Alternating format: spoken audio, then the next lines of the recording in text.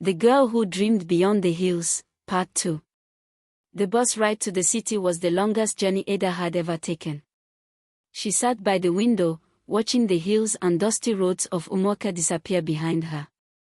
Excitement bubbled within her, but so did fear. For the first time in her life, she was leaving home, stepping into a world that had always seemed distant and unreachable. When she arrived, the city was nothing like the stories she had heard. It was loud, fast, and filled with towering buildings that swallowed the sky. The air smelled of smoke and sweat, and people rushed past her as if she were invisible. The school she had been assigned to was bigger than her entire village.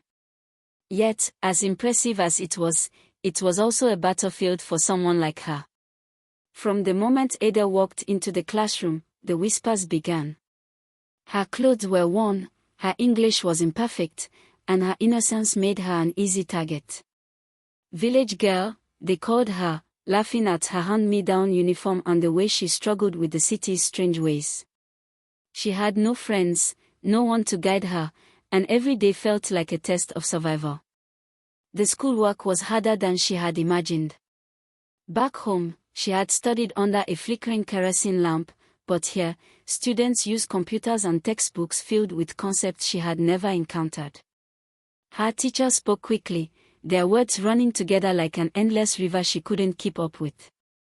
She stayed up late, reading and rereading her notes, determined not to fail, but exhaustion clung to her like a shadow.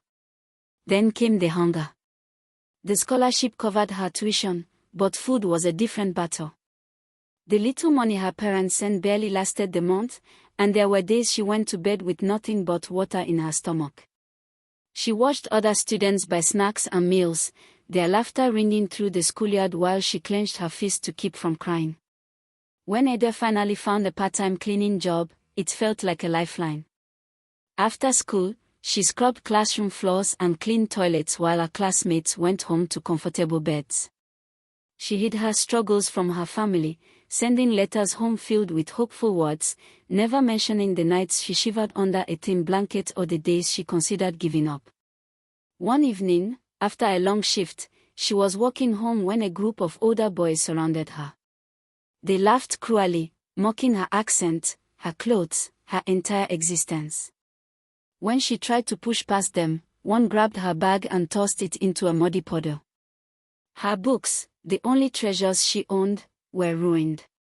Tears burned her eyes, but she refused to cry. She picked up her soggy notebooks and walked away, head held high, even as her heart shattered. Despite the pain, Ada refused to surrender. She worked harder, studying in every spare moment, proving to herself that she belonged. A kind teacher noticed her struggles and gave her extra lessons. An older student lent her a second-hand textbook. Bit by bit, she fought back, refusing to let the city break her. Then, one fateful day, she saw a notice on the school board, National Essay Competition, winner gets full scholarship to university. Her hands trembled as she tore the paper from the board. Could this be her chance? The city had tried to crush her, but maybe, just maybe, this was the moment she could rise above it all. The Girl Who Dreamed Beyond the Hills, Part 3, coming soon. Will Ada overcome the odds and prove that she belongs? Or will the weight of her struggles pull her down? Stay tuned for the next chapter in Ada's story.